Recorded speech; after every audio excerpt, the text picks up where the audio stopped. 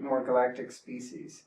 Once we stop the wars, and once we stop all the fighting, once we stop all the stuff that isn't very mature, we're going to be allowed to be part of this galactic, I don't know if it's called the Galactic Federation or whatever, but this galactic community.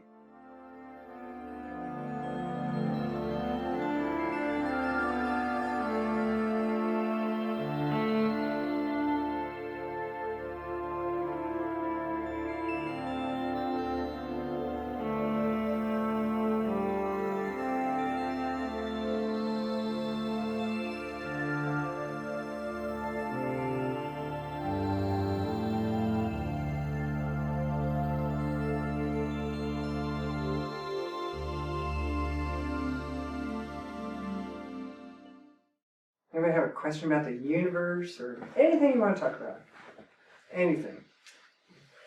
Can you tell us a little bit about galactic history? Well, you didn't start off with a small subject there. Galactic history. Extraterrestrial involvement on Earth and terraforming. Wow, it's interesting. We talked about this last time. It seems like a lot of people are interested in this nowadays. This whole... It's because, as humanity, we're getting ready to step into being more galactic species. Once we stop the wars, and once we stop all the fighting, once we stop all the stuff that isn't very mature, we're going to be allowed to be part of this galactic, I don't know if it's called the Galactic Federation or whatever, but this galactic community.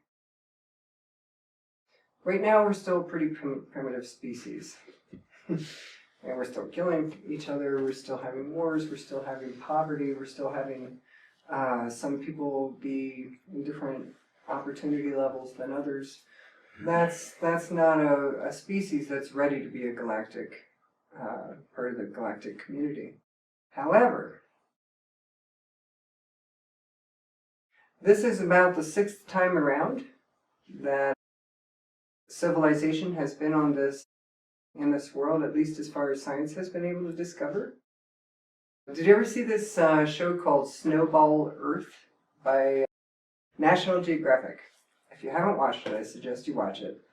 And it shows that Earth has been a big snowball 6 times. They did like a mile long, or I don't know, 10 miles, whoever, I don't know how long they did it, but they drilled down into the Earth really, really, really deep and took core samples at all these different times of history. I think it was like every 100 years they were, or every 1,000 years or something, they were able to see something that had happened. What they discovered was that Earth spends most of its time as a frozen snowball. And it actually is a very short amount of time that Earth has all this life on it and has all this civilization going on. And it's almost like it's only the summer that humanity gets that life gets to be on this planet, and then there's like a fall, winter, and spring that it stays frozen. And I don't know how many billions of years that lasts, but I would assume it lasts a pretty long time. And in each of these, all the history of the civilization before it disappears. Honestly, I think Earth is like a rental unit. That if we, eventually we get evicted if we don't keep evolving in a good way, maybe. The dinosaurs got to use it for a while, and I don't think it's necessarily always about getting it. It's about who gets to use it at the time. I believe that other species have lived on this planet. I believe that other versions of humans have been on this planet, and we've had other civilizations that entirely, some utopian, some more hellish than the one we have now. And the possibility for using the Earth during a certain amount of time, there's a lot of applications in the universe by different species who want to seed the Earth and put certain kinds of life forms on it. And this isn't the only kind of biological stuff that'll grow here. There's a lot in the universe, but there's a certain kind of style that this one was made with. And I think it's very beautiful. Like an interior decorator plans out the terraforming a planet. These masters of space and time, these masters of physical reality, these species that have evolved to the point where they're doing that, it's a creativity. It's creativity. It's like creating a masterpiece. And humanity is a mixture of many different